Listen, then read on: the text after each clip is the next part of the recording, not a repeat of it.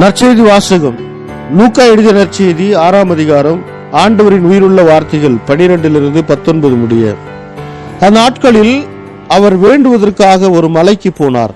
அங்கு கடவுளிடம் வேண்டுதல் செய்வதில் இரவெல்லாம் செலவிட்டார். விடிந்ததும் அவர் தம் சீடர்களை தம்மிடம் கூப்பிட்டு அவர்களுள் 12 தெரிந்தெடுத்து அவர்களுக்கு திருத்தூதர் என்று பெயரிட்டார்.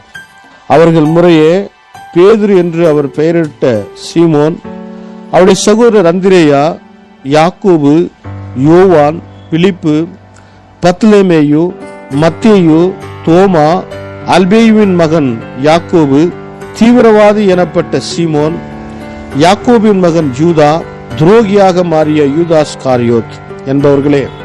இயேசு அவர்களுடன் இறங்கி வந்து சமவெளியான ஒரு இடத்தில் நின்றார். பெரும் திரளான அவருடைய சீடர்களும் யூதேயா முழுவதிலும் இருந்து, எருசலேமில் இருந்தும், தீர், சீதோன் கடற்கரை பகுதிகளில் இருந்தும் வந்த பெரும் திரளான மக்களும் அங்கே இருந்தார்கள். அவர் சொல்வதை கேட்கவும் தங்கள் பிணிகள் நீங்கி நலமடையவும் அவர்கள் வந்திருந்தார்கள். தீய ஆவிகளால் தொல்லைக்கு உள்ளானவர்கள் குணமானார்கள். அவரிடமிருந்து வல்லமை வெளிப்பட்டு அனைவர் பிணியையும் போக்கியதால் அங்கு திரண்டிருந்த மக்கள் யாவரும் அவரை தொட முயன்றனர். இது வாழ்வு தரும் கிறிஸ்துவின் நற்செய்தி. கிறிஸ்துவே உமக்கு புகழ். ಲೂಕಾ ಅಧ್ಯಾಯ 6 ವಚನ 12-19. ಆ ಸಮಯದಲ್ಲಿ ಯೇಸು ಪ್ರಾರ್ಥನೆ ಮಾಡುವುದಕ್ಕಾಗಿ ಬೆಟ್ಟಕ್ಕೆ ಹೋದನು. ದೇವರಲ್ಲಿ ಪ್ರಾರ್ಥಿಸುತ್ತಾ ರಾತ್ರಿಯೆಲ್ಲ ಅಲ್ಲೇ ಇದ್ದನು. ಮರುದಿನ ಬೆಳಗ್ಗೆ ಯೇಸು ತನ್ನ ಶಿಷ್ಯರನ್ನು ಕರೆದನು. ಅವರಲ್ಲಿ 12 ಮಂದಿಯನ್ನು ಆತನು ಆರಿಸಿಕೊಂಡನು. ಯೇಸು ಈ 12 ಜನರಿಗೆ ಅಪೊಸ್ತಲರು ಎಂದು ಹೆಸರಿಟ್ಟನು. ಅವರು ಯಾರೆಂದರೆ, ಸೀಮೋನ, ಯೇಸು ಅವನಿಗೆ ಪೇತ್ರನೆಂದು ಹೆಸರಿಟ್ಟನು, ಮತ್ತು ಪೇತ್ರನ ಸಹೋದರನಾದ ಅಂದ್ರೇಯ, ಯಾಕೋಬ ಮತ್ತು ಯೋಹಾನ, ಫಿಲಿಪ್ಪ ಮತ್ತು ಬರ್ತಲೋಮೆಯ, ಮತ್ತಾಯ, ತೋಮ, ಯಾಕೋಬ ಅಲ್ಫಾಯನ ಮಗ ಮತ್ತು ದೇಶಾಭಿಮಾನಿ ಎನ್ನಿಸಿಕೊಂಡಿದ್ದ ಸೀಮೋನ, ಯೂದ ಯಾಕೋಬನ ಮಗ ಮತ್ತು ಇಸ್ಕರಿಯೋತ ಯೂದ, ಯೇಸುವಿಗೆ ದ್ರೋಹ ಮಾಡಿದವನು ಇವನೇ.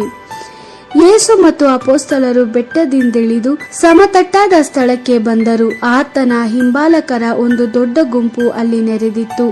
ಜುದೇಯ ಪ್ರಾಂತ್ಯದಿಂದಲೂ ಜೆರುಸಲೇಮಿನಿಂದಲೂ ಜನಸಮೂಹವು ಅಲ್ಲಿಗೆ ಬಂದಿತ್ತು.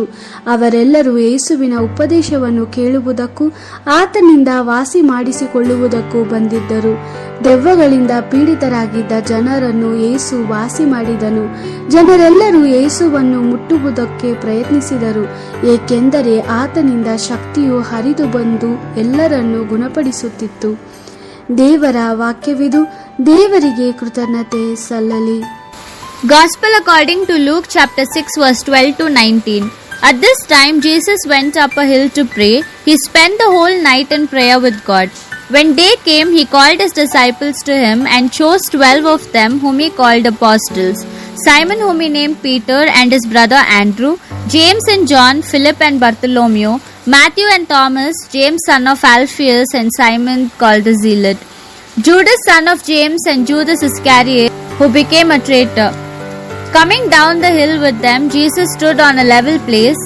Many of his disciples were there, and a large crowd of people who had come from all parts of Judea and Jerusalem, and from the coastal cities of Tyre and Sidon. They gathered to hear him and be healed of their diseases, and even people troubled by evil spirits were healed. Everyone in the crowd tried to touch him because of the power which went out from him that healed them all. The Gospel of the Lord. Praise to you, Lord Jesus Christ.